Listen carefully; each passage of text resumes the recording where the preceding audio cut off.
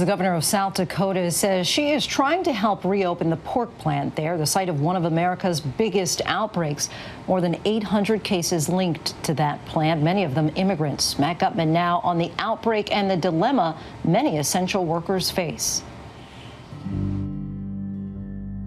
Amidst the clattering of machinery, Michael Gatlauk says he was called off the line to his supervisor's office. So 6 people to the office at a time. They were told that, yeah, the coronavirus is real. It's gonna start affecting people. So we had a case at the company and we dealt with it.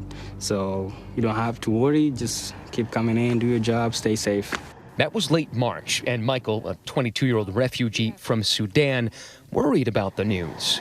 But he returned to a station at this massive pork processing plant in Sioux Falls, South Dakota.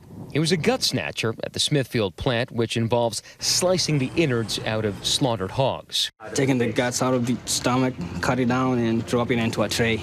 By late March, COVID had killed thousands in the U.S., but as the virus ran rampant in cities across the country, the Midwest seemed relatively untouched. And Michael says he kept his head down, driving into work for every shift, as he had for 2 years, in sun and snow. I've always been self-motivated. When I was young, I was like, one day I'm going to do that. I knew I was going to do it someday. Born in war-ravaged South Sudan, he fled to Kenya with his family at the age of 5, where he started to have a semblance of a life. Boy Scouts, a side hustle as a model, and 3 years ago, finally, America.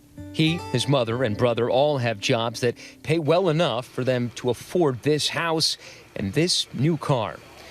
Like many of the workers at the plant working closely together, Michael is an immigrant, and he says he didn't ask questions.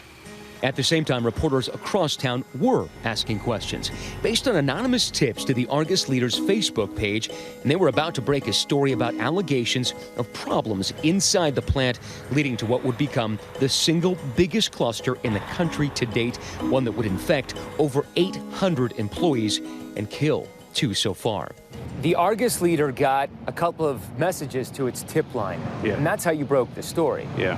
How long did it take to assimilate the data? Yeah. You know, the fact that, okay, these are real tips and that there really is COVID at this plant. We actually wrote a story from the employee's perspective and whatnot. We didn't be getting tips for weeks up to that saying you need to look into this, and you did. But Smithfield Foods told the reporters what it says it told employees, that it would continue processing about 20,000 hogs a day, filling 180 semis, nearly 5% of the U.S. daily supply of pork. They'd respond that everything was fine. They're taking precautions.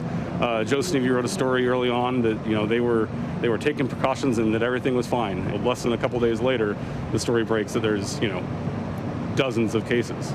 By early April, employees at the plant were notified of more cases. I'm a food safety inspector, and I work at the slaughter plant here in town.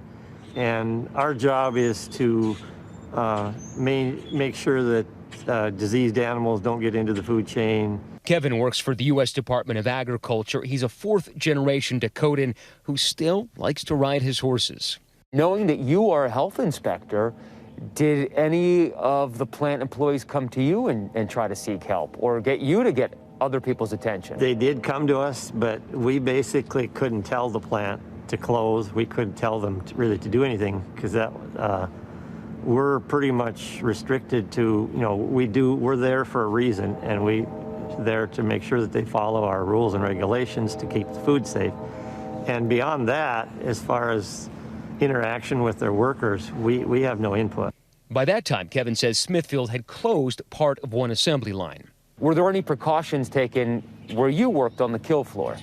The only precautions that I saw the facility taking was placing hand sanitizer in many locations for employees to be using hand sanitizer.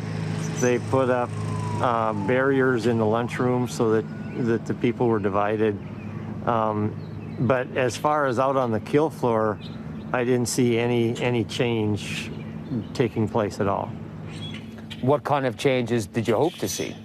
Well, I myself started to wear a mask just shortly before they did shut down, but they weren't distributing masks.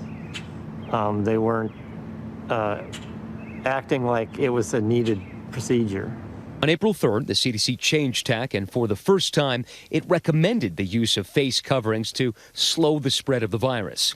Kevin was worried because his wife has diabetes, something he says he relayed to his boss at the USDA on April 6th. They more or less played it down when some of us brought a concern up that it was just like a bad flu and it wasn't like it was anything serious.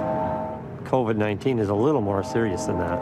By late March, with the number of cases reaching into the dozens, the phone lines at South Dakota Voices of Justice, an advocacy group, started ringing. We've been receiving firsthand employee calls at our advocacy organization from terrified employees who were trying to figure out what was going on inside their four walls. So we received calls as early as March 23rd asking, had we heard that there were positive cases inside? Did we, as an advocacy organization, know what was going on? Because they were not being given information. Smithfield says it moved to try to obtain masks as soon as the CDC recommendations changed on April 3rd. The company disputes any assertion that obvious signs that the virus was rampant inside the plant were ignored.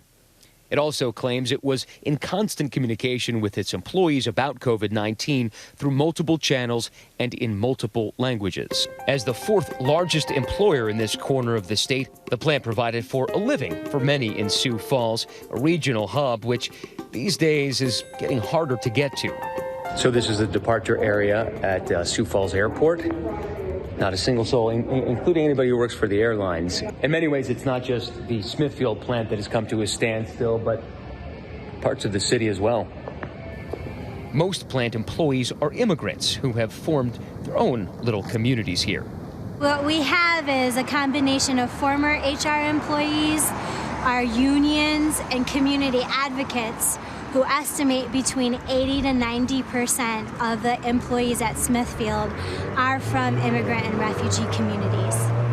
80 to 90% estimated to be from immigrant and refugee communities. So in a state where 85% of our population is white Caucasian, we see that the nationwide racial disparities that are impacting our communities are happening even here in South Dakota.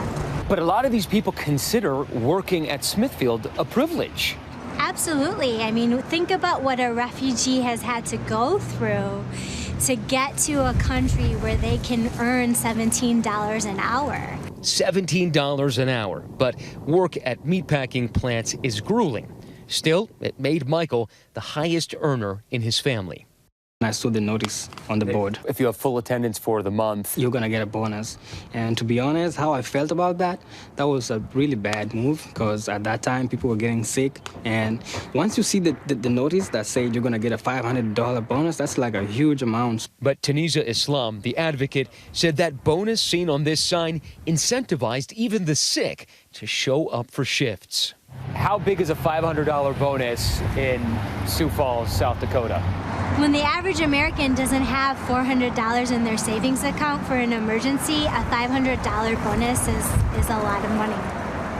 Suffice it to say that a lot of the employees at Smithfield are not only paying for themselves, their immediate family, but also probably parents and other people who are dependent on them. Absolutely. I mean, we know in our immigrant and refugee communities specifically that generations live together and support each other. Smithfield tells ABC News that bonuses were being paid in recognition of the dedication of their workforce and that employees who missed work due to COVID-19 exposure or diagnosis would be paid and still receive the bonus.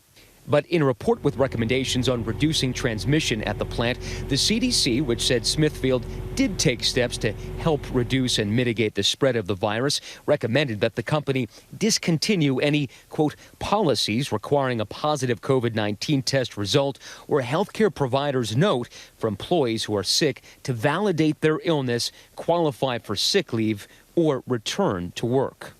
In those early days of April, Kevin, the food safety inspector, says he was nervous. The USDA tells ABC News it followed all of the CDC guidelines and even provided $50 stipends for employees to buy masks. It was after his last shift on April 10th that Michael says he started to feel ill. At that point, my my face mask was getting wet all the time, so I had to pull it off and just stay without it. I was struggling, so I was breathing so hard and getting close to the other guys who know the job already, so I kept on moving around. Like so many, he was likely carrying the virus before presenting any symptoms. So I just went to bed on Friday night, and I was uncomfortable, couldn't get sleep. I was feeling cold and hot. I kept on playing around with the heat in the house, and that's when I was like, okay, something's up with me. So I took a quick look at the symptoms of coronavirus, and I was like, okay, I might be getting sick. He didn't have to call in sick the next day because the plant, one of the nation's largest, said it would close for 3 days. And then South Dakota's governor and the mayor here had asked for the plant to be closed indefinitely. My team at the Department of Health is going to continue to work with Smithfield and offer any assistance that we can to help them implement these CDC recommendations so that they can safely reopen the plant as soon as possible. Smithfield tells ABC News, we are doing everything in our power to protect our team from COVID-19 in the workplace, now implementing 17 measures, including boosting protective equipment like masks, expanding health benefits, and relaxing their attendance policies to eliminate any punitive effect for missing work.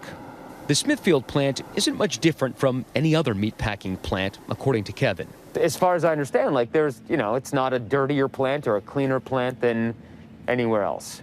Correct. It has nothing to do with the animals that are slaughtered. No. Kevin and the USDA insist food safety was never compromised. COVID outbreaks in the workforce have led to closure of meatpacking plants in 10 states. And across the Midwest, there are currently over 50 food plants closed because of the pandemic, tightening the spigot on an important portion of the nation's food supply. Hi everyone, George Stephanopoulos here. Thanks for checking out the ABC News YouTube channel. If you'd like to get more videos, show highlights, and watch live event coverage, click on the right over here to subscribe to our channel, and don't forget to download the ABC News app for breaking news alerts. Thanks for watching.